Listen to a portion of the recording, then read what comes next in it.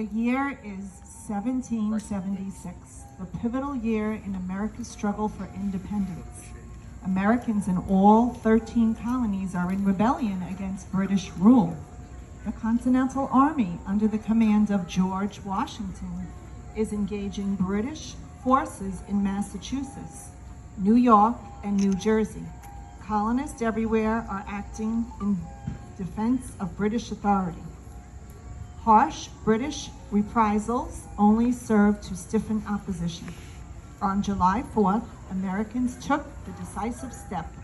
Representatives from all the American colonies signed the Declaration of Independence. The British response was to send a large military expedition to quell the rebellion. Admiral Richard Howe was in charge of British naval forces. His brother William had command of the army. Admiral Howe believed that a negotiated peace was possible, and he was granted permission by King George III to attempt a settlement. He wrote a letter to a number of distinguished Americans, offering to seek a peace agreement. He hoped especially for a response from Benjamin Franklin, with whom he was friendly during Franklin days as colonial agent in London. Franklin introduced Howe's letter at a session of the Continental Congress, which then met in Philadelphia. The Congress authorized Franklin, John Adams of Massachusetts, and Edward Rutledge of South Carolina to meet Admiral Howe to determine if he had anything of substance to offer. The meeting took place in that building, which was then known as the Billop House, after its original owner, Captain Christopher Billop. Let us imagine that this is the very day they met, Friday, September 11th, 1776. It is a meeting of enemies under a flag of truce. The flag is essential. If captured, the three Americans would be tried and hanged as traitors. On this occasion, however, Admiral Howe guaranteed their safety. The American delegation needed 2 days to travel from Philadelphia to Perth Amboy, New Jersey. They traveled by coach over rough roads, stopping now and then to take a meal and stretching aching limbs. They stopped overnight in New Brunswick. Rooms being scarce, Franklin and Adams had to share a small room with a single bed. Perth Amboy, just across the river, is held by rebels. Staten Island is a British fortress. 32,000 British redcoats and Hessian mercenaries are stationed here. The sounds of musket and cannon shots fired from one side of the river to the other is a daily routine. As proof of his good intentions, Admiral Howe sent one of his officers as a hostage to be held by American forces until the delegation returned to New Jersey. The Americans, believing that Howe would be true to his word, had the hostage sit in the boat and cross the Narrows with them. Let's follow Admiral Howe as he goes to the shore to greet the American delegation.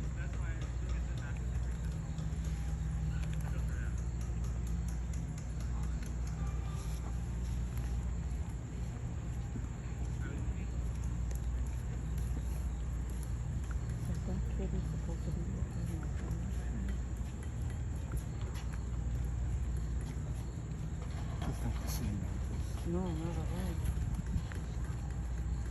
I trust that your journey was reasonably comfortable. It was as comfortable as it might be, your lordship, considering that last night I shared a bed with Dr. Franklin, a man whose bulk is superior to my own. I did manage to get a night's sleep, though. I am the victim of one of his faulty theories. I know Franklin quite well. We played chess together in London. He's a man of active mind and numerous theories. But which of his theories are you alluding to?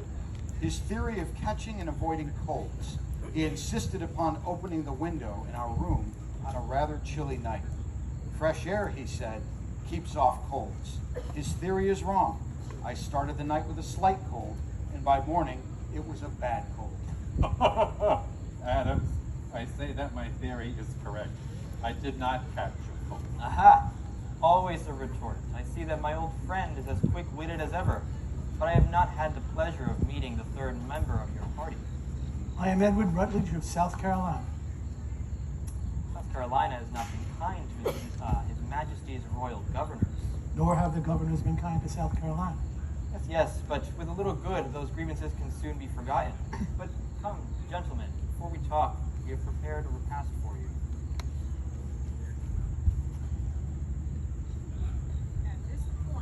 At this point, Admiral Howe invited his guests to enter the conference house, where a table laden with food awaited them.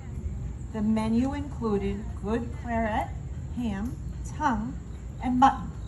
After the lunch, they sat about a large table and began their discussion. I hope you have enjoyed our modest menu, gentlemen. This being a military camp, we are unfortunately not able to match our London tables. We are colonials, quite accustomed to plain.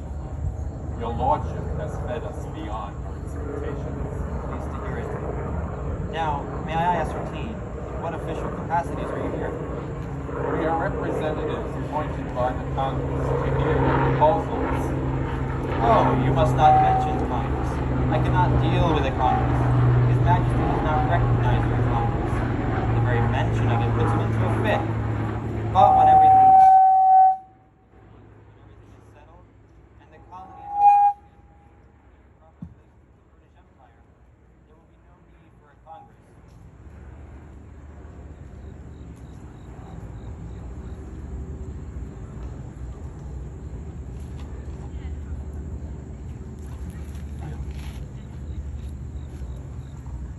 Your lordship may consider us in any view you think proper.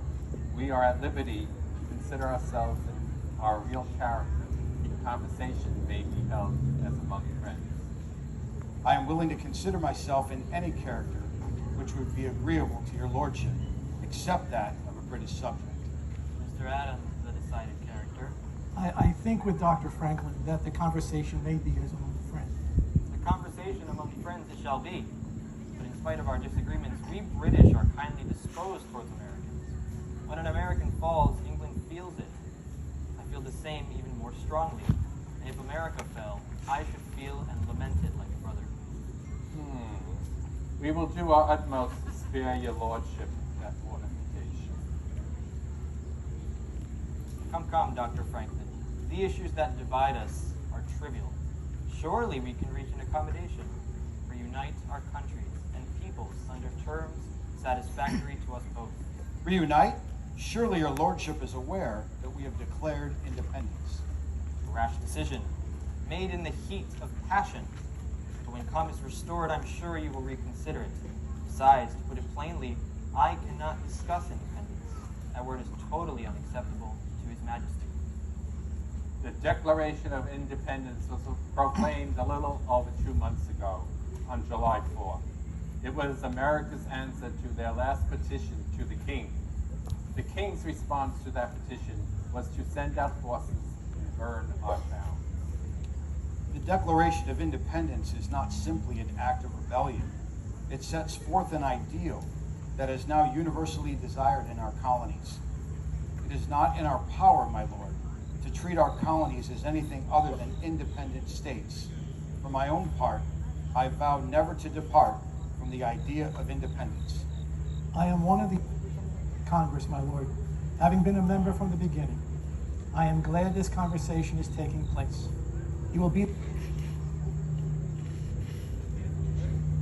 alliance with a free with America would enrich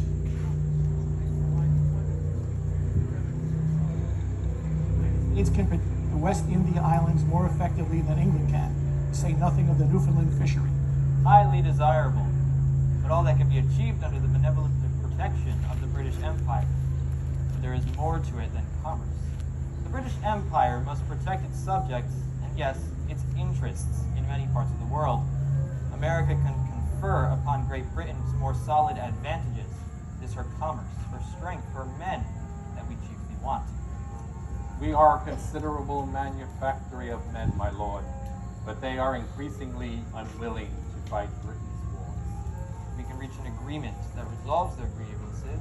They will willingly fight Britain's wars. There have been abuses regarding taxation and other issues. These can be remedied.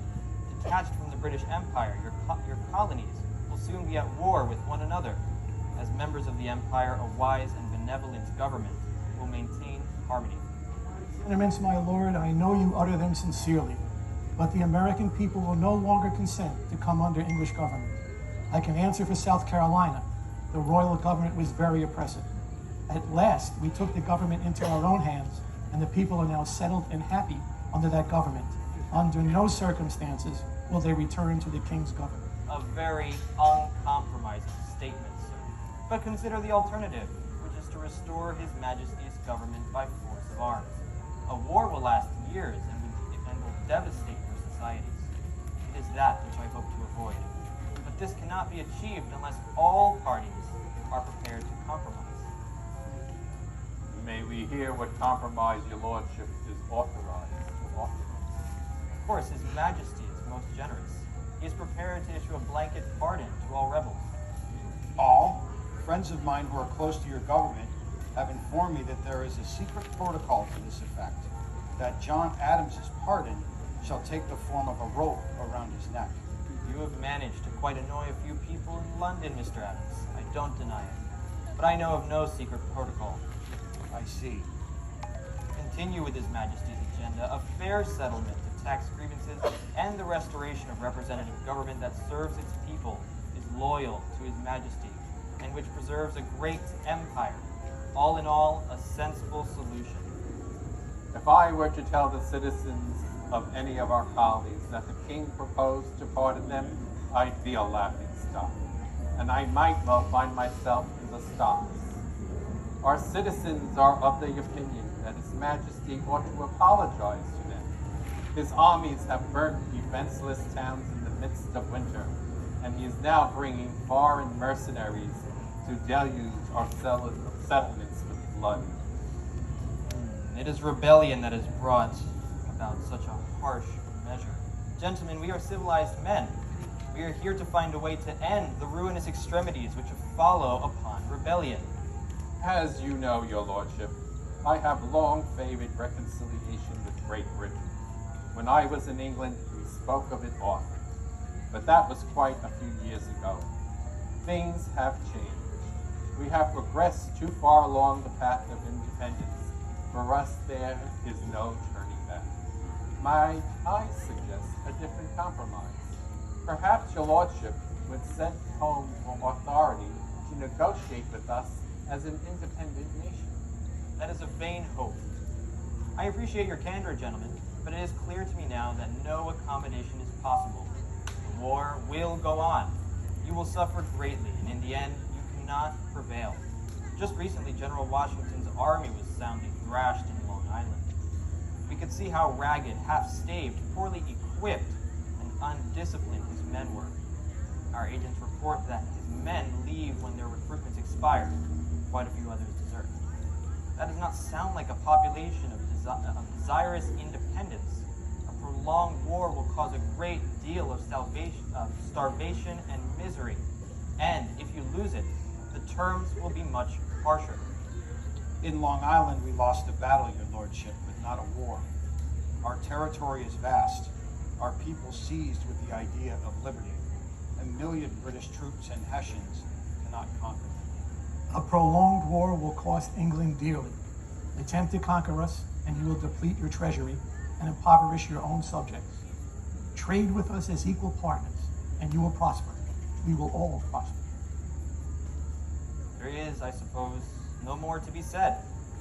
I wish you a safe journey back to your homes and hope that we will meet again in happier circumstances. Adieu, my lord. We thank you for your equanimity and your hospitality.